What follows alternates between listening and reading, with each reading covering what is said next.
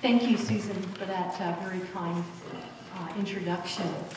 And thank you very much for coming out this evening. And another thank you, Barbara, for all of your help with the visuals here. Okay, my talk is Art Deco architecture in Kitchener-Waterloo. And the term Art Deco seems to exude a certain cachet that is associated with a very posh lifestyle. Art Deco estate jewelry was often set in platinum and encrusted with diamonds. Imagine a heavily beaded handbag in the Art Deco style draped over the slim, elegant wrist of a flapper girl.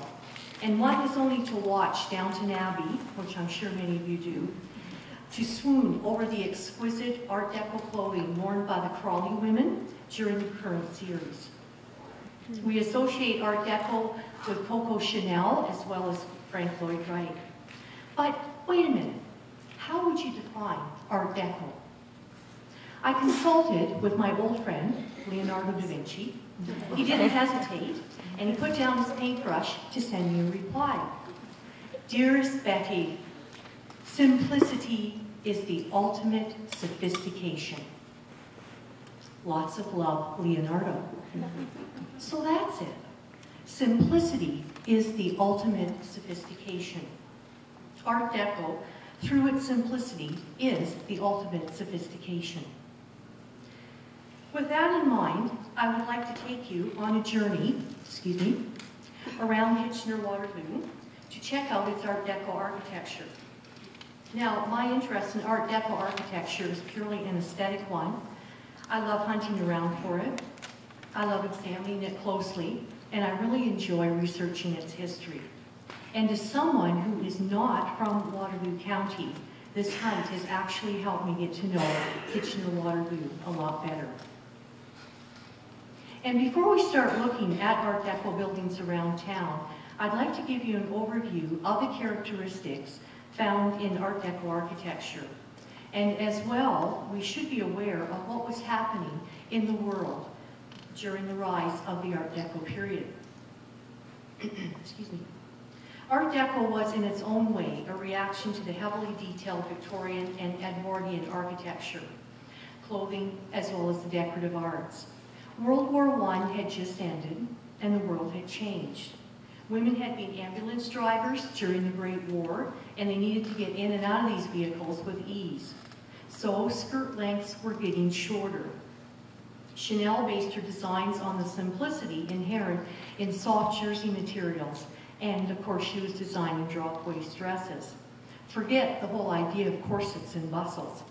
And the bric-a-brac of Victorian interiors was disappearing. Simplified artworks that were being designed by the Wiener Werkstätte in Vienna, Austria, were slowly taking over and emphasized quality and luxurious materials without all of the extraneous trappings of the past. The roots of Art Deco derive from classical architecture. Think of the Parthenon in Greece. Art Deco, first thought of as a decorative art, began as an approach to ornament. Prior to World War I, Picasso and Mondrian were painting in cubist and abstract styles. Their art consisted of various geometric shapes, and these shapes were used profusely on Art Deco architecture. In the 1920s, Lord Carnarvon, the real Earl of Downton Abbey, otherwise known as Highclere Castle, helped to finance the archaeologists who found King Tut's tomb in Egypt. Following this discovery, ancient Egyptian motifs were used on Art Deco architecture. But the French, being the French, had had enough of the Viennese and other Europeans taking over as the leaders in new and luxurious designs before and after World War I. So they decided to show the world that they had not lost that Midas touch when designing luxury goods. In April 1925, the Paris Exposition Internationale des Arts Décoratifs et Industriels Modernes opened. This exposition showcased to the over 16 million people who came from all over the globe that France was still a leading contender in the modern design world. The French still had what it took to design architecture, clothing, and decorative arts that use luxurious materials. The sophistication of these designs is inherent in their simplicity. So, I'd like to start this journey at the 1925 Paris Exposition. It is here that you will begin to see many elements that define the Art Deco style. I'll point out various Art Deco characteristics that as we proceed through the pictures from 1925, and then I'll point out the Art Deco features of the buildings here in Kitchener-Waterloo. And in case you're wondering, is this where the term Art Deco originated? No, it didn't surface until about 1968. It had been referred to as the new or the modern style. And just as a side issue too, I'm just going to say right now, I'm not going to give you some exact dates, some exact years that would be when the Art Deco period started. I'm just going to say that why don't we think of it as just starting up before World War I and then sort of closing up, say about 1940. I'm also going to warn you ahead of time that we're not just going to cover the Art Deco period. I'm going to sneak in another period that came a bit after the Art Deco. Okay, we're starting tonight here at the fair in 1925, and these are actual photos from the fair. And we're going to start with the Eiffel Tower, the iconic symbol of Paris and really of all of France. The Eiffel Tower played an important role in the Paris Exposition because of the advertising it displayed. Excuse me. It's hard to see the word Citroën that is spelled out down the length of the tower in kind of a bright yellowy tone. Citroën is a French car manufacturer, and the Paris Exposition was showcasing, of course, French luxury goods, and cars were certainly luxury goods.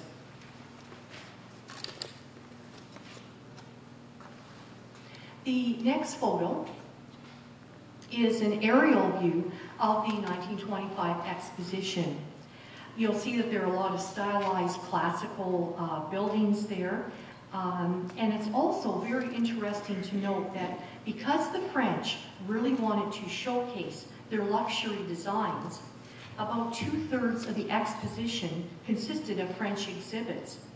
Now, this exposition did not emphasize industrial and technological advancements as in past expositions and at world fairs. The exposition ran from April until October of 1925.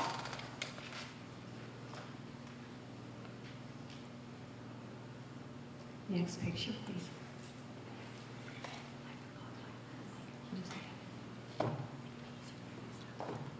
You could excuse me just for a minute, I forgot one of my tools.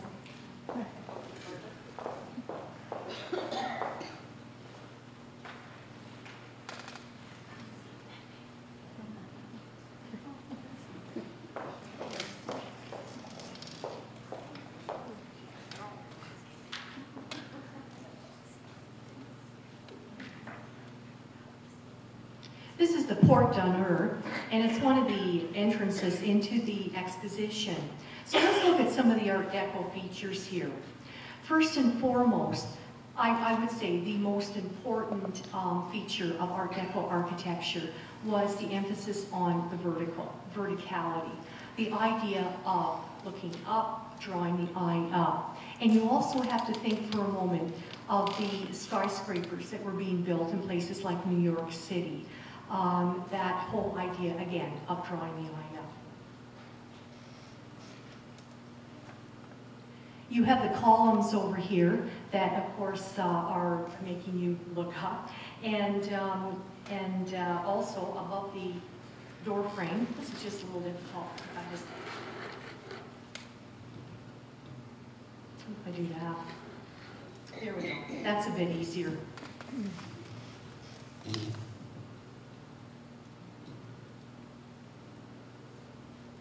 Above the door frame, you've got an entablature of low relief sculpture, which came from the ancient Greeks.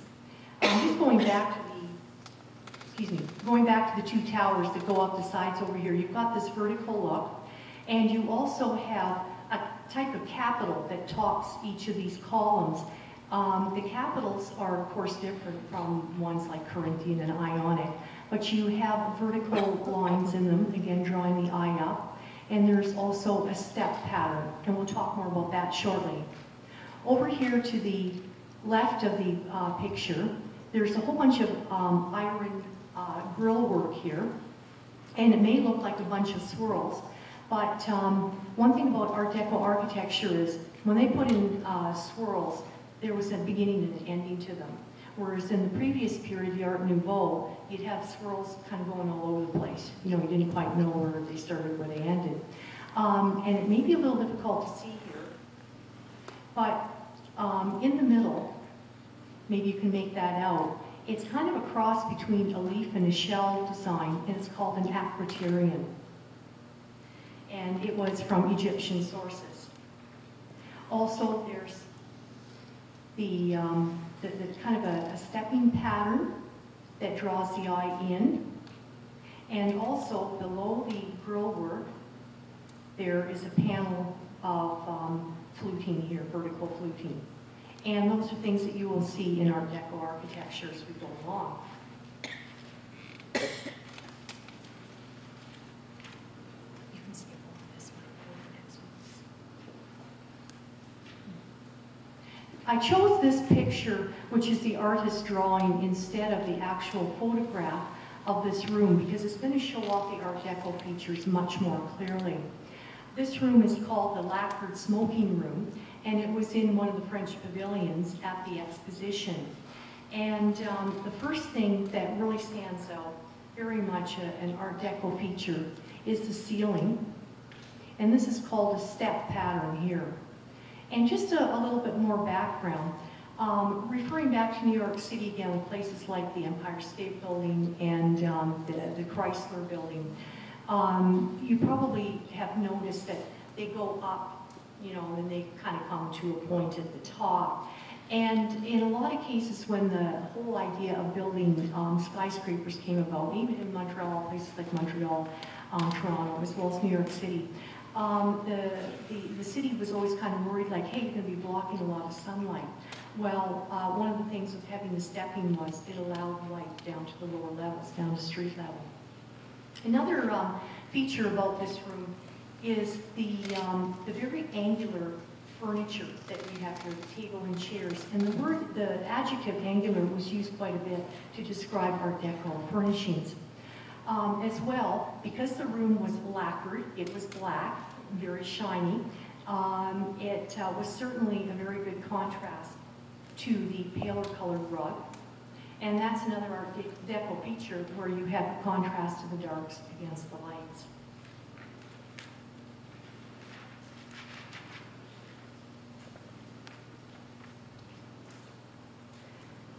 This is the tourism offices at the fair, and I don't have to say anything about, can you tell me where the vertical emphasis is over here? Quite a high tower. Not very much decoration on the outside of the building. There is a suggestion of columns along the side here with little capitals on them, again going back to ancient Greek architecture. Inside the building, you have a glass ceiling, which of course allows light in. And again, that goes back to ancient Roman architecture. When they built houses, they would have an atrium in the center of the house with the roof open so that the rainwater could come in and be collected. As well, in the tourism offices, they have some beautiful low-relief sculptures up on the walls at either end.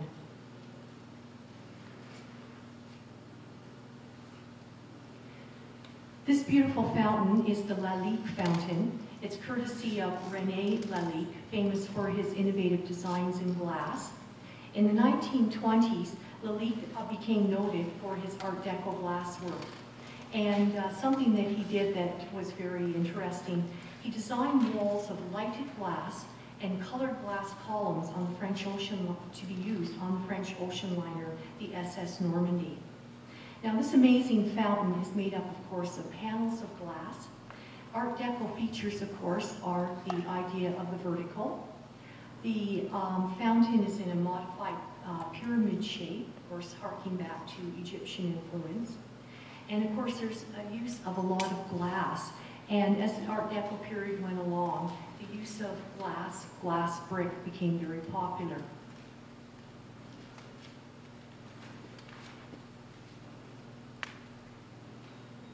This is a picture of the Avenue of Boutiques.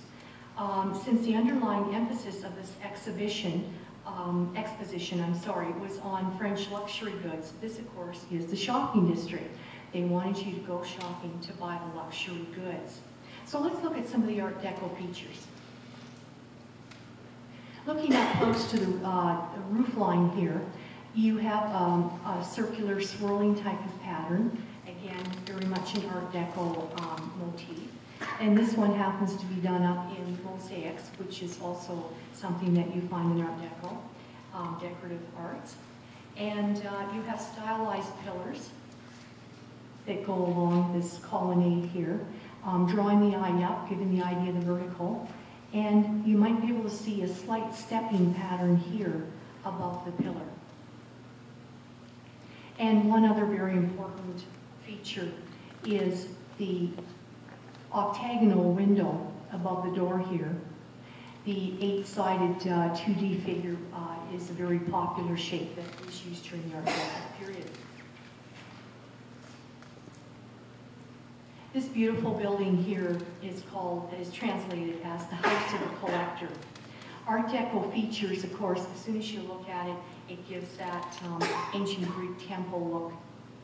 As well, the stepping is very obvious on the sides here, with large blocks of rectangles leading the eye up, as well as the columns on either side, drawing the eye up. In the middle section, you have this entablature here with the low relief sculpture, and I think to a nod to ancient Greeks and Romans with the sculpture of the 3 women at the front. The building is very symmetrical, an Art Deco feature as well.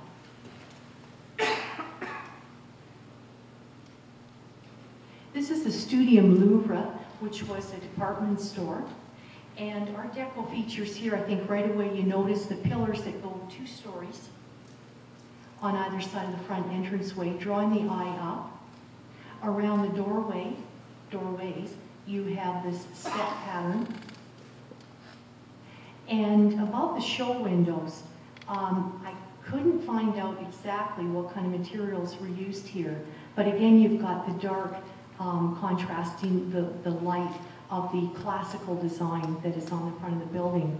My guess is that the design here is probably, has been maybe painted with gold paint, and it's that ormolu idea where you've got something that looks like it's covered in gold, but it really isn't. It just is made to look like that.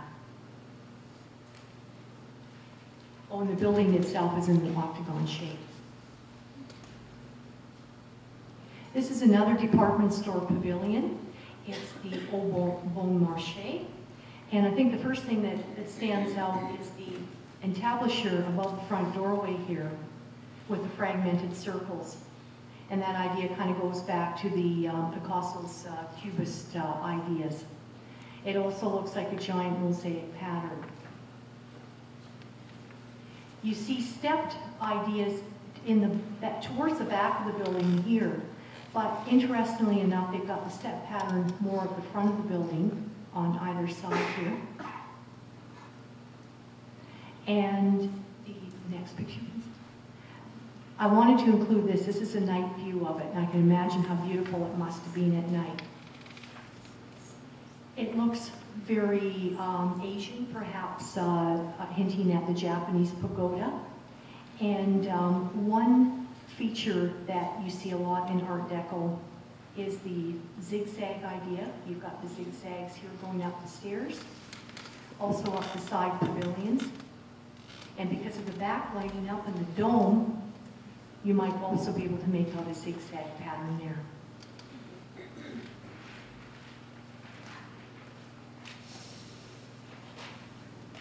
This is the Belgian pavilion, And Art Deco features, of course, right away, it's almost like they've transported some Greek temple right here to the exposition grounds. You have a very a very vertical look to it with the narrow columns at the front. And at the top, there is actually a high relief sculpture work. The building is topped by a dome and all very Art Deco features. Again, I've chosen the artist drawing instead of the actual photograph of the room because I think this shows a lot better. You look at this room and right away the idea of height comes to mind. You've got, of course, the pillars. You've got this giant, very heavy looking entablature at the top here with sculpture work. And in the right hand area back there, sorry, do this here. You've got an octagon again. I don't know if it's a mirror picture or something. But I think what really stands out are the floors in this building. You've got the high contrast of the dark and the lights. And you've got quite a bit of use of the 2D shapes. And also what is so neat is that when you look at the 2D shapes used on the floor, they seem to delineate the different rooms without the use of walls. And I want you to keep this picture in mind. I want you to keep these floors in mind because you're going to see an example in Kitchener.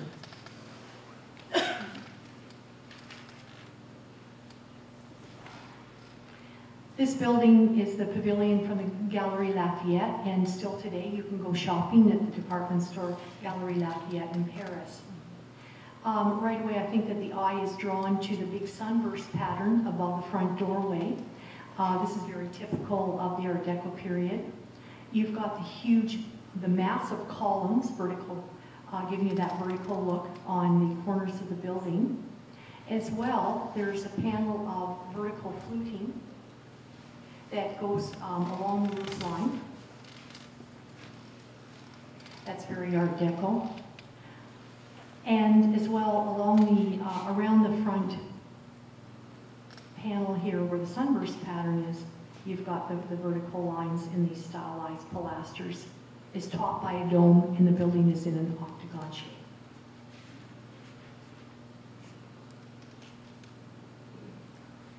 Okay, we're coming ahead now, back to 2014. And I have a feeling I might be maybe giving some things away that Susan Maber might be speaking about. Somebody had spoken, told us that she's going to be giving a talk, and she's the lady that wrote about the history of Westmount. Anyway, this is the Dominion Tire Factory on Glasgow Street in Kitchener, and it was designed by a U.S. architect, Albert Kahn, and it was built from 1912 to 1914. It actually opened on February the 16th, 1914, so just celebrated its 100th birthday. Now, an interesting bit of trivia about this building is that to get this factory to come to Kitchener, it was a real coup, because the taxpayers in 1912 endorsed a referendum that gave the Canadian Consolidated Rubber Company up in Montreal a cash bonus and a tax break if they brought the plant here, and so they did. So what's Art Deco about this building? Remember, it was built just before the start of World War I. First of all, you see the height, the verticality of it.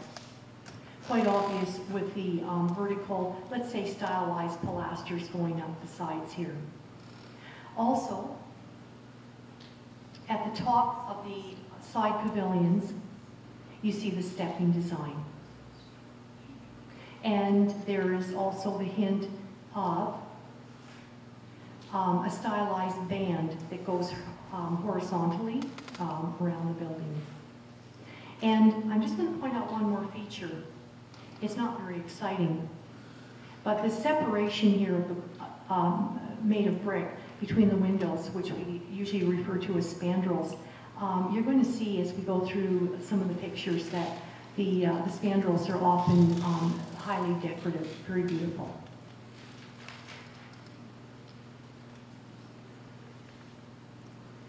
This is a Registry Theatre in Kitchener, and I'm sure many of you have been in it. I hope you have, because to me it's the absolute jewel of Art Deco interiors.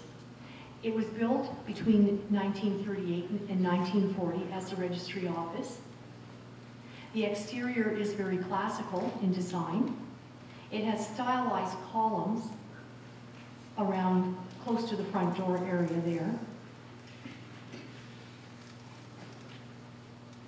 And just to point out, up along the roof line, and I may have not pointed this out on any of the pictures from the 1925 exposition, but an Art Deco feature is this use of a horizontal band running close to the roof line, and usually it had some kind of low-relief sculpture in it. Looking at the entrance, you can see it's quite massive, very, very showy. As we get closer to it, you can see the idea of the use of 2D shapes with the hexagons running up the sides here. As well, there's a zigzag pattern above the door, quite obvious. And also in the middle between the doors, we've got this whole idea of the vertical again. You've got a panel of fluting here, vertical fluting.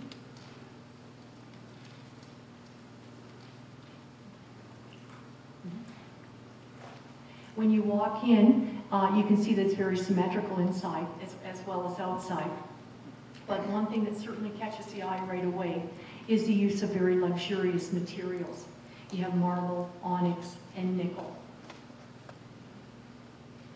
This sign here shows a number of Art Deco features. You have the step pattern at the top, at the sides, and you have fragmented circles and the layering. Looking at the side here, the whole idea is of the vertical inside. It might be a little hard to make this out, but you start off with a column in the dark marbles. It proceeds into lighter marbles. It continues up into the cement, up the wall, eventually reaching the ceiling.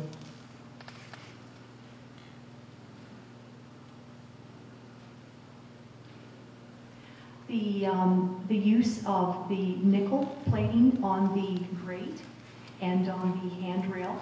The Art Deco designers love to use these shiny metals.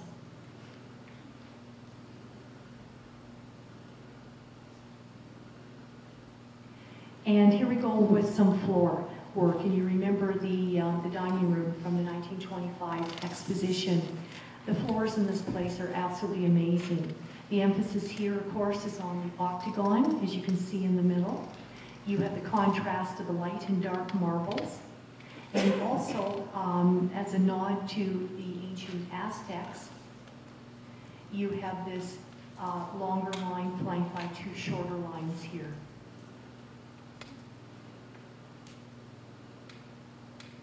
Just more of the floor.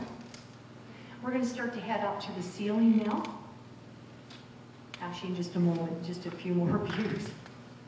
It is a spectacular building.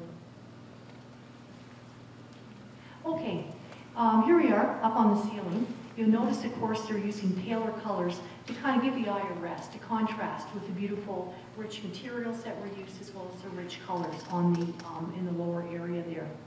An Art Deco feature is the step ceiling that you can see here, and of course, here we are back to the hexagons from the front doorway.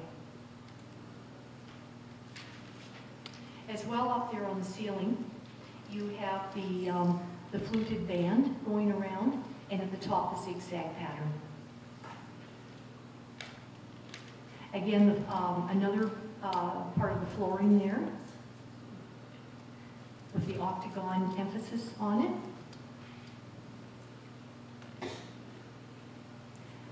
Some more flooring. And here we have this idea where it's the use of the color of the marble and the patterns seem to delineate two rooms without using a wall. And finally, the doorknob panels, which are absolutely gorgeous. In nickel, you have an elongated hexagonal shape there, giving the idea of the height of the vertical. Okay, Okay, another building in Kitchener, the former PUC building, also had quite a history with hydro. It was built from 1931 to 1932, and it opened in 1933. It was originally used for the gas, electric, and the transit operations in town.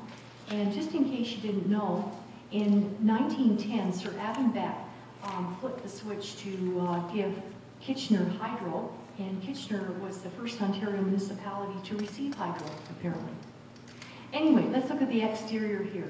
A very classical building, and an Art Deco feature is where they would use thin panels of different kinds of stone to cover a building, so you wouldn't see maybe ugly brick in the back or exposed concrete. And this building is covered in granite and sandstone. Very classical designs with stylized flat pillars dividing up where the windows are.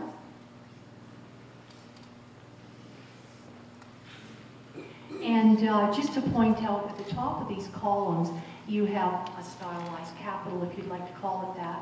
But this time, it's done in what's called sunken relief, where it's the shapes, the pattern, they carve them right into the cement. And so what you get is a shadow effect, and it just seems to bring out the designs a lot clearer to the viewer. There's also the zigzag pattern in there. The front of the building, again, very symmetrical. And if you notice, the eye is being drawn up by the columns along the sides here. And the use of brass on the doors, a shiny material. And note above the door, you've got a panel with a zigzag pattern again with a sunburst pattern interspersed with it. I just want to look at the spandrel for a moment. You can see the octagon shape in the middle. You have a stylized sunflower in the middle as well. And off to the sides of the sunflower, in these panels, you've got the chevron stripes, very much an Art Deco feature.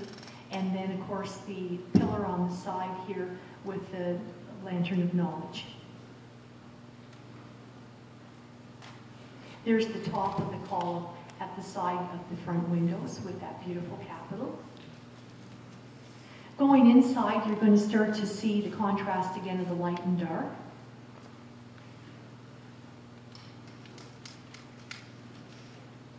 And it's this stairwell that I was absolutely amazed about, because the hand railings are in brass, and then you have these beautiful rosettes in brass, I would assume as well, against the black shiny balusters, and giving that wonderful contrast, and yet that look of very luxurious materials. And once you get up to the top, you've got that. You go back to the terrazzo flooring. And there's design offices, architecture place at the top. And they were very good. They invited me to take all the pictures I wanted to. And they said to me, hey, you've got to come in and you've got to see the floor in our kitchen. I said, okay, fine. Walked in, and there's the floor. Again, the contrast to the light and dark marbles. And I also think that the sink in the background there is probably from the 30s as well. But it didn't stop there, because then they said, look, you've got to go into the ladies' bathroom. You've got to see the ladies' bathroom. And I said, oh, okay, fine. And they said, take pictures. Okay, fine. Of course, this is going back to the one just previous. Just back, yeah, thank you. Well, look you've got the marble in there and the contrast of the black and white on the walls. This probably doesn't have anything to do with Art Deco, but I had to take a picture of this paper dispenser simply because, and it might be a little hard to see, but in the middle it has the word hydro there. So dating, you know, right back to the early 1930s. One of the doorknob plates there, again in the hexagonal shape. And one thing too, an Art Deco feature, you've kind of got this draping up here. And the Art Deco is also known as a theatrical design. Oh, and stepping along the sides as well. I thought this was a beautiful button pad, so to speak, for the elevator. It was an Otis elevator, and in the middle, and it's probably difficult to see, but there's a laurel wreath there, of course, harking back to the ancient Greeks and Romans.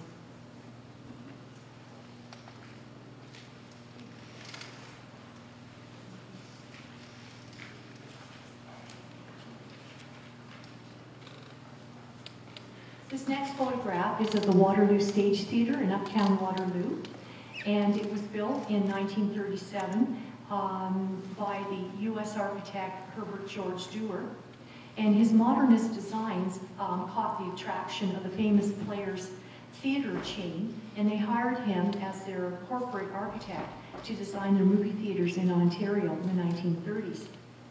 The exterior, of course, is very classical. It's very symmetrical, and of course you get the whole idea of the vertical. Looking at the sides here with the stylized pillars, and in the middle section. And here again, at the top of the columns, you have that drapery effect, pointing towards the theatrical idea of the Art Deco.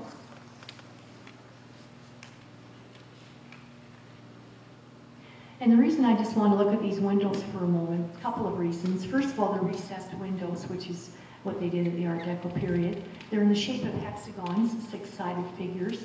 But another thing is they're small windows. And during the 1920s, 1930s, people were traveling. There was a lot of transatlantic travel on board the ocean liners. And this is a hint of the portholes on board the ships. And we'll talk a little bit more about that a little later. And the front door, this doesn't look very exciting, but it caught my eye just as I was leaving, simply because you've got like what looks like a stylized column over here, the fluted design, or the vertical. But I noticed too that it's a metal, and I'm pretty sure that it's aluminum. Aluminum was a metal that the Art Deco artists really liked using.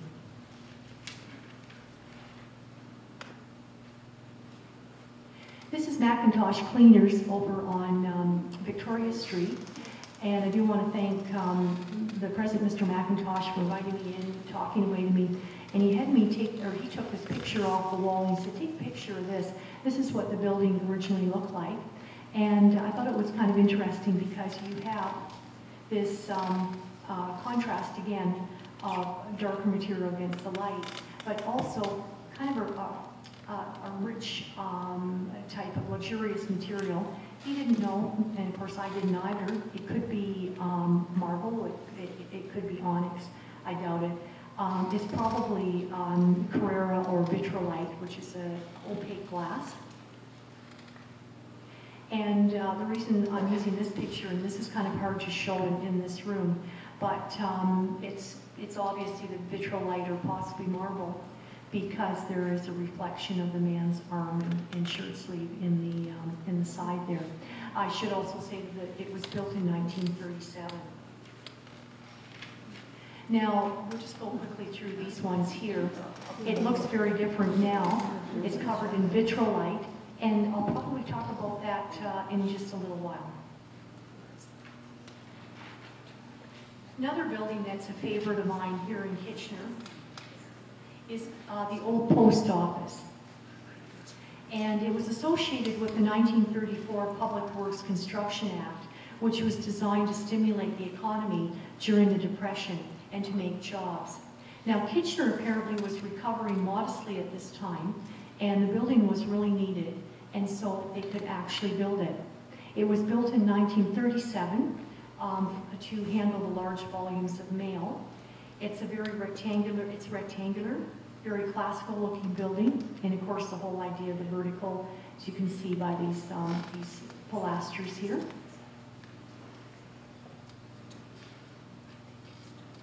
And here again is a band, a horizontal band, going close to the roof line with a low relief pattern, and it's in the zigzag pattern. This might be a little difficult to see, but I found out while I was doing my research on this that this is a very, very significant piece of low relief sculpture on the end of the building. There is 1937 over here, which is when the building was built. In the middle, there's a stylized G and an R with the 6 in Roman numerals. So it's referring to King George VI. And they put this on because the building was built in the same year as the coronation, 1937, the coronation of King George VI, who was Elizabeth's father. And these things are a rarity. So we've got one right in Waterloo County. You don't find these very often. The front doors here, the whole idea of stepping with the fluted pilasters.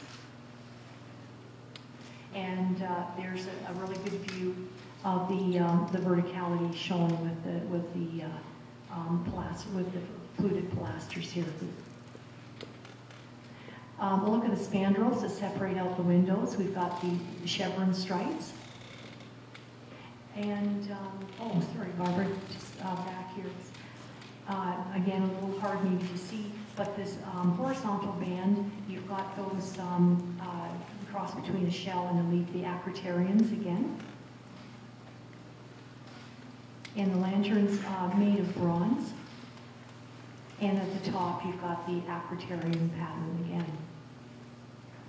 Leading inside, it was just amazing when I walked into the building. It's all marble. The walls are all sheathed in marble.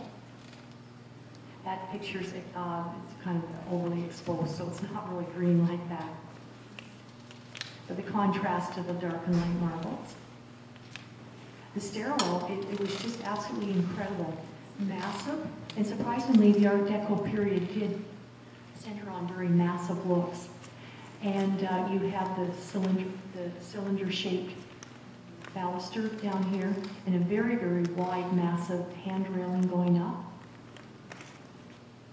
And again, contrasting marble at the base. I went up because I thought, how far does all this marble go? Well, it kept going. And it was just so impressive. There you can see the going up to the second level. And once again, the contrast of the dark and light marbles along beside the stairs. We can just skip through these. Maybe for another time. Okay. Now this is one of the buildings I found as I was running around Kitchener doing some volunteer work, and I came across this building. It's the Ontario Dye Company. And it originally started in uptown Waterloo. This is the present building that was built in 1948.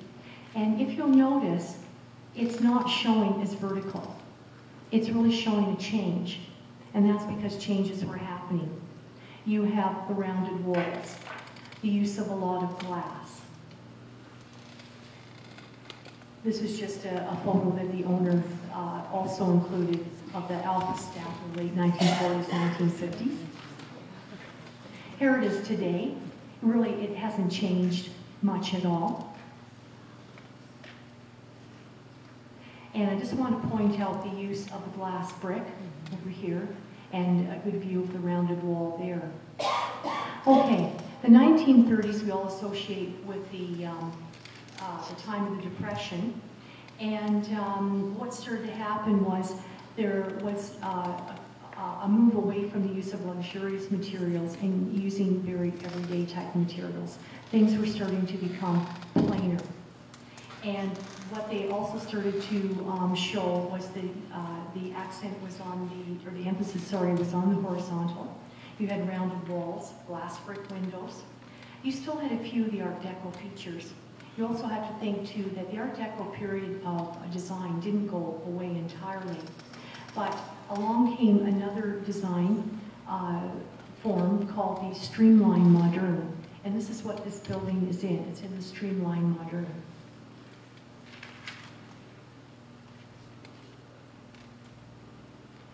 I'm including this little mosaic. It's only about this big, and it's in the Carnegie Library in Reims in France. And you have to think too that during the First World War they used airplanes for battles for the first time, and during the 1920s the air travel was just in its infancy, and the whole idea with the streamlined modern was the idea of speed, and speed was portrayed in the horizontal sense. And more people were driving cars, people were going on transatlantic travel, you had trains, and you had flight as well. Since this is a women's group here tonight, I'd like to introduce you to a very well-known architect. Her name was Eileen Gray from Ireland, and she lived from 1878 until 1976. And she was a leading member of the modern design movement in Great Britain and in Europe. And I'm going to show you her landmark design, which was a house that she designed for herself on the French Riviera. There it is there. You can see that the whole emphasis is on the horizontal. It's white. It's being whitewashed. And it was designed actually, or built between 1926 and 1929. And there it is overlooking the Mediterranean. So here we have a very early contender for the streamlined modern, a horizontal focus, plain unadorned outside with the whitewashed walls. This is a more recent photo of it. And there's the architect's mock-up of it. And there you can see it's just horizontal lines the whole time. And now we come to Glasgow Street. I'm sure many of you have seen this house, and I think probably a lot of you have probably said, oh yeah, look at that Art Deco